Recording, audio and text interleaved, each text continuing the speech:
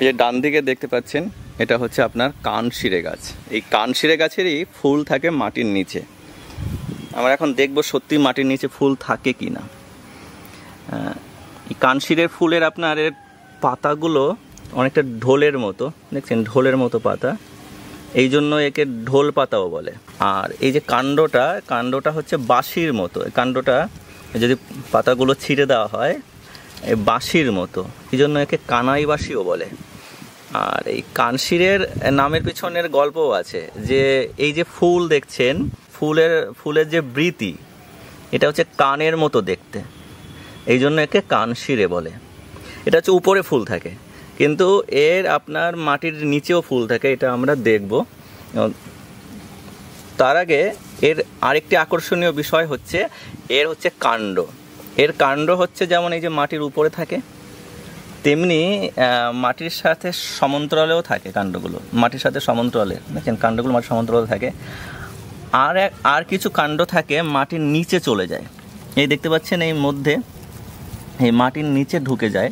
আরও কিছু কাণ্ড থাকে যেগুলো কিনা মাটির নিচে ঢুকে যায়, মানে 3 রকমের কাণ্ড থাকে। এমনি নর্মালি আপনার যে মানে উদ্ভিদের শিকড় মূলত আপনার মাটির নিচে যায়, কিন্তু এই কানশিরে গাছের আপনার কাণ্ড মাটির উপরেও যেমন থাকে, মাটির সমান্তরালেও থাকে, আবার আপনার মাটির নিচেও থাকে। এই উপরের দিকের কাণ্ডে আপনার 3 রকমের ফুল থাকে, নিচের দিকের যে সমান্তরাল কাণ্ড এখানে 1 রকমের ফুল থাকে, আর মাটির নিচে যে কাণ্ড চলে যায় আপনার এগুলোতেও আরেক রকমের ফুল থাকে। এবার মাটির উপরের যে কাণ্ড তাতে 3 রকমের ফুল থাকে। 3 রকমের ফুল বলতে এই ফুল নিয়ে একটু বলি। সেটা হচ্ছে একটা ফুল যেটা আপনি নর্মালি দেখেন যে যেগুলো ফুটে থাকে, এগুলো চ্যাসমোগেমাস ফুল বলে, মানে এটা চ্যাসমোগেমাস ফুল, এগুলো ফুটে থাকে। চ্যাসমোগেমাসের আরেকটা মানে হচ্ছে ওপেন ম্যারেজ, মানে একদম ফুটে থাকবে এবং যে কোনো ফুল থেকেই, মানে একই গাছের যে কোনো ফুল থেকেই আপনার পরাগ সংযোগ ঘটবে। আরেকটা থাকে হচ্ছে ক্লিস্টোগেমাস হচ্ছে এটা কিন্তু ফোটে না, মানে এটা বন্ধ থাকে, ঠিক আছে, বন্ধ থাকে। মানে এবার বন্ধ থাকে এর ফলে কি হয়, এর যে আপনার পরাগ সংযোগ এটা ইন্টারনালি হয়, মানে এর মধ্যেই আপনার ঘটে, ঠিক আছে। এই 2 রকমের ফুল থাকে। তো আপনার এই যে কাণ্ডে আপনার 3 রকমের ফুল আপনি দেখতে পাবেন। একটা হচ্ছে চ্যাসমোগেমাস পুরুষ ফুল, মানে যে পুরুষ ফুলগুলো ফুটে থাকবে যাতে পুংকেশর থাকবে। আর একটা চ্যাসমোগেমাস উভলিঙ্গ, মানে যে উভলিঙ্গ ফুল যাতে পুংকেশর গর্ভকেশর দুটোই থাকবে এবং যা ফুটে থাকবে। আর একটা পাবেন হচ্ছে আপনার ক্লিস্টোগেমাসটা উভলিঙ্গ, মানে যেটা কিন্তু আপনার ফুটবে না, মানে ইন্টারনাল যেটা পরাগ সংযোগ ঘটবে।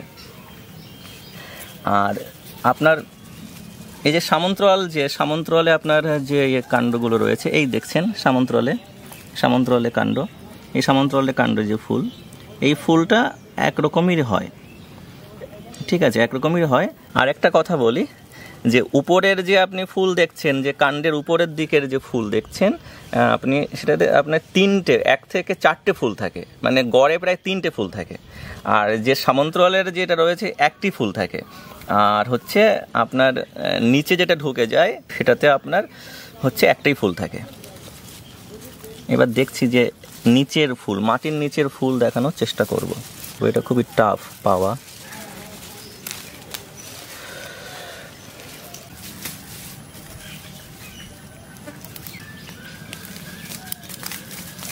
এই যে মাটির নিচে এখানে নিশ্চয়ই ফুল আছে, এই ফুল আছে, এটা ধুয়ে দেখতে হবে। কানশিরে গাছের মাটির নিচের ফুল নিয়ে বলার আগে কানশিরে গাছ নিয়ে আপনাদের আরো কিছু বিস্তারিত একটু বলি। সেটি হচ্ছে কানশিরের তো 3টি নাম বাংলাতে আমি বলেছি। একটি হচ্ছে কানশিরে, 2 নম্বর পাতা যেহেতু ঢোলের মতো এই জন্য আপনার ঢোল পাতা, আর যেহেতু আপনার এই দেখুন কৃষ্ণের বাঁশির মতো, মানে এই কাণ্ডটা কৃষ্ণের বাঁশির মতো, এই জন্য হয়তো এর নাম দিয়েছে কানাই বাঁশি। এছাড়া ইংরেজিতেও 3টে নাম আমরা পেয়েছি। একটা হচ্ছে বেঙ্গল ডে ফ্লাওয়ার, এর ফুলের জন্য নাম। আর একটা হচ্ছে আপনার রয়েছে হচ্ছে ট্রপিক্যাল স্পাইডার অর্ট, ভেঙে দিলে আপনার মাকড়সার জালের মতো নেটওয়ার্ক তৈরি হয় আর কি, ঠিক আছে, স্পাইডারের মতো, স্পাইডারের যে জাল তৈরি করে এই জন্য একে ট্রপিক্যাল স্পাইডার অর্ট বলে। এছাড়া আরেকটা নাম আছে ওয়ান্ডারিং জিউ রয়েছে। এটি মূলত আগাছা হিসাবেই পরিচিত, মানে মূলত ধান, গম, বাদাম এইসবের, এমনকি আপনার উত্তরের দিকে গেলে চায়ের আগাছা হিসাবেও এটা পরিচিত। এর একটা বড় সমস্যা হচ্ছে কিছু কৃমিকে এটা হোস্ট করে, মানে এটা থাকতে দেয়। আর একটা হচ্ছে বাদামের একরকম ভাইরাস হয়, মানে আপনার যেটা চীনা বাদাম, রোসিটি ভাইরাস, গ্রাউন্ডনাট রোসিটি ভাইরাস, এটারও কিন্তু হোস্ট। এখান থেকে কিন্তু বাদামে আপনার এই ভাইরাসের সংক্রমণ দেখা যেতে পারে। এই জন্য একে আপনার আগাছা হিসাবেই পরিচিত। আগাছা হিসাবে পরিচিত হলেও এটা কিন্তু বিভিন্ন দেশে এটা খাওয়া হয়, যেমন ধরুন নেপালে খাওয়া হয়, ইথিওপিয়াতেও খাওয়া হয়। এমনকি আমাদের যখন আপনাদের ৭৬-এর মন্বন্তর হয়েছিল, সে সময়ে যখন মানুষের কাছে খাবার ছিল না, তখন কিন্তু এটা বাংলার মানুষই এটা সবজি হিসাবে খেত। মানে এটাকে আমি দেখেছি, ইউটিউবে দেখেছি, সেটা হচ্ছে মানে এটাকে আপনার বেসনের মধ্যে দিয়ে, মানে বেসনটাকে হালকা করে গুলে এবং তার মধ্যে দিচ্ছে, এবং এর গায়ে হালকা যখন বেসন লেগে থাকছে এটা তেলে ভেজে দিচ্ছে। এটা দারুণ একটা পকোড়া টাইপের কিন্তু হতে পারে। কানশিরের সবজি হিসাবে খাওয়া বাদেও কিন্তু এর ভেষজ গুণাগুণ আছে, মানে যুগ যুগ ধরে ভেষজ উদ্ভিদ হিসাবে এর ব্যবহার আছে। এটির ডাইইউরেটিক ক্ষমতা আছে, মানে এটি যদি সবজি হিসাবে খাওয়া হয় তাহলে আপনার মূত্র বাড়বে। তারপরে আপনার এটি অ্যান্টিপাইরেটিক ক্ষমতা আছে, মানে এটি জ্বর হলে, মানে এটি সবজি হিসাবে খেলে যদি জ্বর হয় তাহলে জ্বর কমতে পারে। এবং আগেকার দিনে যখন বেশি করে কুষ্ঠ হতো, তো এর পাতা বেটে কুষ্ঠরোগীদের গায়ে মানে দেওয়া হতো, অথবা যদি আপনার কোথাও কেটে যেত বা পুড়ে যেত, সেক্ষেত্রেও কিন্তু এটা বেটে গায়ে দেওয়া হতো, মানে যেখানে কেটে গেছে বা পুড়ে গেছে, মানে একটি অ্যান্টিসেপটিক হিসাবে এর একটা ব্যবহার ছিল। এবার অনেকের যাদের বদহজম হতো, তখন এটাকে বেটে এটা জুস হিসাবে খাওয়া হতো, মানে বেটে রসটাকে খাওয়া হতো। মানে এর কিন্তু যুগ যুগ ধরে এটাকে ভেষজ হিসাবে, উদ্ভিদ হিসাবে ব্যবহার হয়ে আসছে, মানে হার্বাল মেডিসিনে এর দারুণ ব্যবহার রয়েছে। এবার আসি যে শুধু হার্বাল মেডিসিন হিসাবে নয়, কিছু গবেষণা থেকেও কিন্তু দেখা যাচ্ছে এর কিছু উপকারিতা রয়েছে। তবে মানুষের উপরে কিন্তু কানশির নিয়ে তেমন কোনো গবেষণা আমি দেখতে পাইনি। বেশিরভাগই আপনার প্রাণীর উপরে গবেষণা, প্রাণী বলতে ইঁদুরের উপরে গবেষণা করে বেশ কিছু কিন্তু উপকারিতা দেখা যাচ্ছে, সেগুলো নিয়ে কিছু বলি আর কি। ইঁদুরের উপরে গবেষণা থেকে দেখা যাচ্ছে যে এর অ্যানালজেসিক ক্ষমতা আছে, মানে এটা কিন্তু ব্যথা কমাতে পারে। তারপরে এর হচ্ছে আপনার অ্যান্টিব্যাকটেরিয়াল অ্যাক্টিভিটি আছে, মানে বেশ কিছু ব্যাকটেরিয়া আছে, আমি স্ক্রিনে দিয়ে দিচ্ছি ব্যাকটেরিয়াগুলোর নাম, সেগুলোকে কিন্তু এটা প্রতিরোধ করতে পারে। এটার অ্যান্টি ক্যান্সার অ্যাক্টিভিটি আছে, বেশ কিছু ক্যান্সার কিন্তু এটা প্রতিরোধ করতে পারে। এবং এর কিন্তু হেপাটো প্রোটেক্টিভ অ্যাক্টিভিটি আছে, মানে আপনার যে আমাদের যে লিভার, এবং লিভারে হচ্ছে ওরকম রোগ খুব ফেমাস। একটা হচ্ছে আপনার alcoholic fatty liver disease, non alcoholic fatty liver disease. এই ফ্যাটি লিভার ডিজিজ যাদের হয় তাদের ক্ষেত্রে কিন্তু এটা প্রতিরোধ করতে পারে। তবে এটা কিন্তু ইঁদুরের উপরে গবেষণা, মানুষের উপরে তেমন কোনো এর কিন্তু গবেষণা নয়। এবং এটা থেকে কিন্তু প্রচুর অ্যান্টিঅক্সিডেন্ট এখান থেকে পাওয়া গেছে। অ্যান্টিঅক্সিডেন্টের মধ্যে বিখ্যাত সব অ্যান্টিঅক্সিডেন্ট রয়েছে, যেমন পলিফেনল রয়েছে, ফ্লাভোনয়েড রয়েছে, প্রোটোক্যাটাচিক অ্যাসিড রয়েছে, ভ্যানিলিক অ্যাসিড রয়েছে, ফেরুলিক অ্যাসিড রয়েছে, এপিজেনিন রয়েছে, কেমফেরল রয়েছে, এরকম আপনার প্রচুর অ্যান্টিঅক্সিডেন্ট রয়েছে। অ্যান্টিঅক্সিডেন্ট গুলো কিন্তু খুবই বিখ্যাত, মানে অনেক বিখ্যাত এবং ভালো ভালো খাবারেও কিন্তু এগুলো সবসময় পাওয়া যায় না। আর একটা গুণাগুণ রয়েছে, এটাকে কিন্তু যুগ যুগ ধরে ব্যবহারও হয়, মানে এটা কিন্তু আপনি ব্যবহার করতে পারেন। সেটা হচ্ছে এর যে নির্যাস, এই নির্যাস কিন্তু ডেঙ্গুর যে মশা তার লার্ভা মারতে পারে। মানে একটি গবেষণা থেকে দেখা যাচ্ছে যে 24 ঘন্টার মধ্যে ডেঙ্গু মশার যে লার্ভা তার 80% পর্যন্ত মেরে ফেলতে পারে। আবার কিছু গবেষণা থেকে দেখা যাচ্ছে যে ডেঙ্গু মশার যে আপনার ভাইরাস, এর বিরুদ্ধেও কিন্তু একটা প্রতিরোধ গড়ে তুলতে পারে। এবার আপনারা এটা কিন্তু বেটে, এটা কিন্তু মানে চারিদিকে যেখানে বর্ষার দিনে আপনি বেটে রসটা করে সেটাকে কিন্তু স্প্রে করে দিতে পারেন, এতে কিন্তু আপনার ডেঙ্গুর মশাও কিন্তু অনেকটাই কমে যেতে পারে।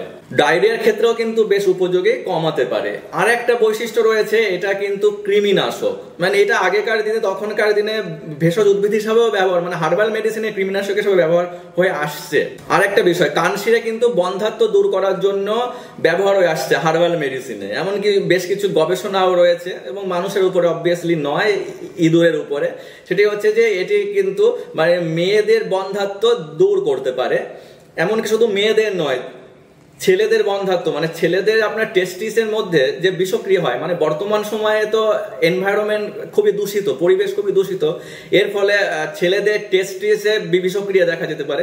সেই বিষক্রিয়া কমাতে কিন্তু এর একটা এফেক্ট দেখা গেছে। তার মানে বন্ধ্যাত্ব দূর করতে কিন্তু এটা ব্যবহার হয়। এটা যদি আরো কিছু গবেষণা হয় মানুষের উপরে, তাহলে কিন্তু ফিউচারে এটা বন্ধ্যাত্ব দূর করার জন্য একদম সেফলি ব্যবহার করা যেতে পারে। তারপরে এর পাতা এগুলো আপনার হচ্ছে অ্যাংজাইটি, ডিপ্রেশন এগুলো কিন্তু দূর করতে পারে। 21 দিনের আমি একটা গবেষণা দেখেছি, তাতে দেখা যাচ্ছে এটি কিন্তু ব্লাড সুগারও কমাতে পারে। মানে এটা ডায়াবেটিস প্রতিরোধের জন্য কিন্তু ব্যবহার হতে পারে। কানশিরের নিয়ে এতক্ষণ যে উপকারিতাগুলো নিয়ে আপনাদের বললাম, সেগুলো কিন্তু হার্বাল মেডিসিন হিসাবে যে ব্যবহার হয়েছে যুগ যুগ ধরে, সেগুলো বললাম। প্লাস হচ্ছে যে ইঁদুরের উপরে যে গবেষণাগুলো রয়েছে সেগুলো নিয়ে বললাম, কিন্তু মানুষের উপরে কিন্তু গবেষণা নেই। ফলে আপনারা এটা কিন্তু মানে ওষুধ হিসাবে কিন্তু ব্যবহার না করাই উচিত। এটা সবজি হিসাবে খাওয়া যেতে পারে, এটা আমি বলতে পারি। অবশেষে কানশিরা গাছের মাটির নিচে ফুলের সন্ধান পাওয়া গেল। মানে আমি তখন যে গাছটা তুলেছিলাম, এটাকে মাটির নিচের অংশকে মাটি লেগেছিল, তো এটা ধুয়ে দিলাম আর কি। ধুয়ে দেওয়ার পরে এই যে ফুল দেখতে পাওয়া যাচ্ছে, এই দেখছো একটা ফুল, দুটো ফুল, এর সঙ্গে আরেকটা ফুল আছে, তিনটে ফুল, এই যে তিনটে ফুল, তিনটে ফুল রয়েছে। দেখো, এবার ফুলগুলো দেখলে তোমার গোল গোল মনে হচ্ছে, মানে ফুলের মতো মনে হচ্ছে না। অ্যাকচুয়ালি এগুলো ক্লিস্টোগেমাস ফুল। ক্লিস্টোগেমাস ফুলের বৈশিষ্ট্য হচ্ছে, মানে নর্মাল যে ফুলগুলো চিনি যে ফুলগুলো ফোটে, ক্লিস্টোগেমাস ফুল কিন্তু ফুল ফোটে না, মানে এটা বন্ধই থাকে। এবং এর মধ্যেই তোমার পুংকেশর, গর্ভকেশর দুটোই থাকে, মানে উভলিঙ্গ ফুল আর কি। এটা মাটির নিচেই থাকে এবং এখান থেকেই কিন্তু বীজ তৈরি হয়। এতক্ষণ ফুল নিয়ে বললাম, এবার একটু বীজ নিয়েও বলি। সেটি হচ্ছে আপনার উপরের দিকে যে কাণ্ড গেছে তাতে যে ফুল, প্লাস হচ্ছে যে ভূমির সঙ্গে সমান্তরাল যে কাণ্ড গেছে তার যে ফুল, এবং মাটির নিচে যে ফুল, প্রত্যেকটা ফুলের ক্ষেত্রেই কিন্তু আপনার বীজ হয়। সবচেয়ে বেশি বীজ দেখা যায় হচ্ছে উপরের দিকে যে কাণ্ড তার যে ফুলে, এখানেই সবচেয়ে বেশি বীজ দেখা যায়। প্রায় 80% বীজ কিন্তু এখানেই দেখা যায়, এবং এর বীজগুলো খুবই হালকা হয় যাতে চারিদিকে ছড়িয়ে পড়তে পারে। 4% বীজ দেখা যায় হচ্ছে আপনার এই নিচের দিকের ফুলগুলোতে, মাটির নিচের ফুল। এবার মাটির নিচের ফুলের যে বীজগুলো সেগুলো কিন্তু ভারী হয়, সামান্য ভারী হয়, যাতে সেটা মাটির নিচে থাকতে পারে। ভারী বলতে এমন নয়, মানে যে কোনো বীজই কিন্তু আপনার 7 মিলিগ্রাম থেকে 10 মিলিগ্রামের মধ্যে হয়। মানে 6 থেকে 7 মিলিগ্রামের বীজ থাকে হচ্ছে উপরের দিকে, আর নিচের দিকে কাছাকাছি ধরো 9 থেকে 10 মিলিগ্রাম ওজনের যে বীজ থাকে সেটা কিন্তু আপনার মাটির নিচে দেখা যায়।